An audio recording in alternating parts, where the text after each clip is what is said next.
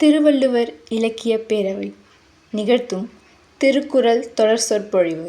அதிகாரம் 2 வான்சிறப்பு.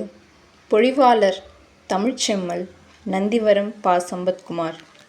இதில் இருக்கக்கூடிய இன்னொரு இடர்பாடு என்ன என்று சொன்னால், இன்றைக்கு அனைத்து நதிகளையும் இணைக்கிறோம் என்கின்ற ஒரு சிந்தனை சமூகத்தில் வளர்ந்து கொண்டிருக்கிறது. இயற்கையாக நதிகள் ஓடிக்கொண்டிருக்கிற நிலையை மாற்றி தடம் மாற்றலாமா என்கின்ற ஒரு நிலைப்பாடு இன்றைக்கு சிந்தனைக்குட்பட்டதாக இருக்கிறது. ஆனால் இயற்கை என்பது உயர்ந்த பகுதியிலிருந்து கீழ்நோக்கிய பார்வையாக ஓடி அது கடலில் கலக்கிற ஒரு இயல்பான நிகழ்வாக இன்றைக்கு சமூகத்தில் இயற்கை நிகழ்த்தி கொண்டிருக்கிறது.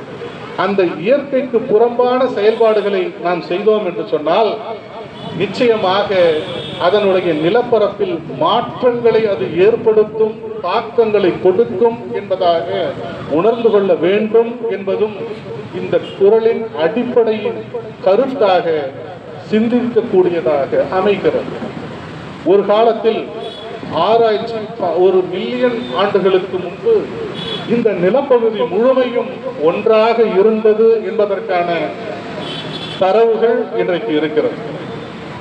பல்வேறு இயற்கை சீற்றங்களுக்கு பின்பு, மாறுபாடுகளுக்கு பின்பு நிலத்தடியில் இருக்கக்கூடிய தட்டுகள் நகர்ந்ததனால் ஏற்பட்ட விளைவு நாம் பல்வேறு கண்டங்களாக பிரிந்து போயிருக்கிறது என்பதை அறிவியல் பார்வை நமக்கு உணர்த்துகிறது.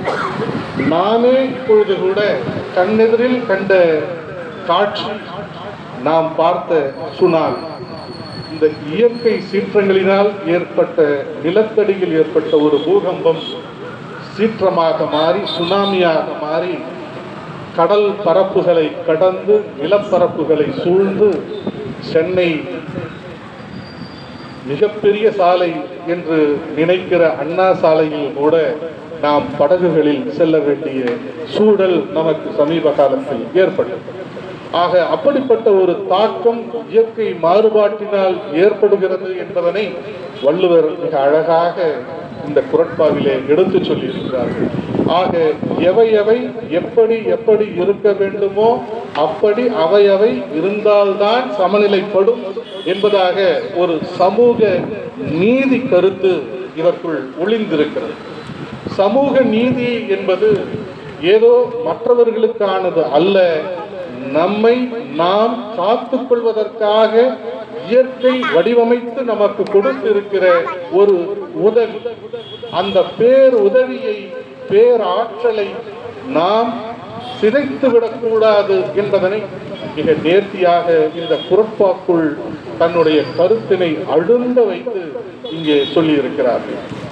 இதற்கு அடுத்ததாக சிறப்பொடு பூசனை என்கின்ற குறட்பாவில் மிக நேர்த்தியாக நாம் இப்பொழுது இன்றைக்கு வைகாசி திங்கள், இது கடந்து விட்ட பின்பு ஆணி வருகிறது, ஆணி கழித்த பின்புதான் ஆடி, ஆடி வருகிற மழைக்கு முன்பு இது ஆடாமல் வருகிற நிலையாக இன்றைக்கு இருக்கிறது. அன்றைய நிலையில் நாம் வழிபடுகிற இறைநிலை என்பது இன்றைக்கும் இயற்கையின் பெயரால் தான் மாரி அம்மன் என்கின்ற பெயரில் வழிபட்டு கொண்டிருக்கிறோம். மாரி அம்மன் என்றால் மழைக்கு வேண்டி விரும்பி வழிபடுகிற ஒரு இறைநிலை என்பதாகத்தான் கருத்தில் கொள்ளப்பட வேண்டும். ஆகவேதான் அந்த பூசைகள் நிறைவேற்ற பின்பு ஐப்பசியில் அடைமழை என்பதாக நமது பண்பாட்டின் கூறு நமக்கெல்லாம் விளக்கி கொண்டிருக்கிறது. அவ்வகையில் பார்க்கிற போது சரியாக மழை உரிய காலத்தே நமக்கு கிடைக்க பெறாமல் போய்விட்டால், யாராக இருந்தாலும் நாமே நிம்மதியாக இல்லாத போது நாம் மற்றவர்களை பற்றி சிந்திக்கிற எண்ணம் என்பது நமக்குள் எழாமல் போய்விடுகிறது. அப்படிப்பட்ட ஒரு நிலை வரும் என்று சொன்னால், நாம் வழிபடுகிற நிலைக்கு தள்ளப்படாமல் நம்மை நாமே வருத்தி கொண்டிருக்கிற நிலையில் மற்றவர்களை வழிபட எண்ணுகிற மனமும் பக்குவமும் நமக்கு இல்லாமல் போய்விடும். அப்படிப்பட்ட சூழ்நிலை வந்தால், மாறி பொய்த்து போனால், வழிபாடுகளும் பூசைகளும் தவறி போய்விடும் என்பதாகும்.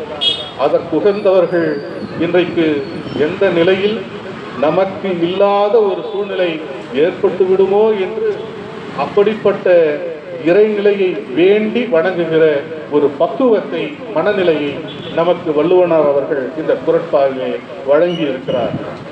அதோடு மட்டுமல்ல, நாம் ஏற்கனவே ஆய்ந்தறிந்ததை போல மழை தவறி போனால், உணவுகள் உற்பத்தி செய்ய இயலாமல் போனால், பசி என்கின்ற ஒரு கொடுமை நமக்கு வந்துடுமையானால், அனைத்து விதமான செயல்பாடுகளிலும் நமக்கு இருக்கக்கூடிய அறசிந்தனை என்பது தகர்ந்து போய்விடும். அந்த தகர்ந்து போன அறசிந்தனையினால் சமூக கட்டுப்பாடுகள் சிதைந்து போய்விடும். ஆக இந்த நிலை ஏற்படுமேயானால், பசி வந்தால் முன்பு சொன்னது போல பத்தும் பறந்து போய் பற்றும் பறந்து போய் நம்மை நாமே விலங்கினங்களாக மாற்றிக்கொள்ளுகிற பண்புகள் மிகுந்து போய் பறித்து உண்ணக்கூடிய சூழ்நிலை ஏற்பட்டுவிடும் என்பதனை இந்த குறட்பா தெளிவாக உணர்த்து. தானமும் தர்மமும் இல்லாமல் போய்விடும் என்பதாக இதனை வலியுறுத்தி சொல்லி, அரண் சிதைந்து போய்விடும், அறநெறியே பிழந்து போய்விடும் என்பதாக சொல்லி, நமக்கு மிஞ்சிதான் தர்மம் என்கின்ற, தனக்கு மிஞ்சிதான் தர்மம் என்கின்ற வழக்கு சொல்லாடல் போல, தனக்கே இல்லாத போது நாம் எங்கனும் தர்மம் செய்வது, தானம் செய்வது என்கின்ற ஒரு நிலைப்பாட்டின் வழியாக அறம் சிதைந்து போகிறது என்கின்ற ஒரு சிந்தனையை இந்த குறட்பாவின் வாயிலாக வலியுறுத்துகிறார். அதோடு மட்டுமல்ல, அமைதியாக மனம் இருக்க வேண்டும் என்று சொன்னால் பசிப்பினி அடங்கினாலொழிய இந்த உடம்பு அமைதியை நாடாது. என்றாலும் பலர் இன்றைக்கு அந்த நிறைவை அடையாமல் அலைந்து கொண்டே இருந்தால் கூட, தவம் என்கின்ற அமைதி நம் மனதிற்குள் எழ வேண்டும் என்று சொன்னால், முழுமையான ஒரு நிறைவு கிட்டிட வேண்டும் என்று சொன்னால், எது கிடைக்கிறதோ இல்லையோ, பசி என்கின்ற பிணி நீக்கப்பட்டாலொழிய மனதில் அமைதி நிலவாது என்பதனை அடிக்கோடிட்டு இங்கே வலியுறுத்தி சொல்லுகிறார்.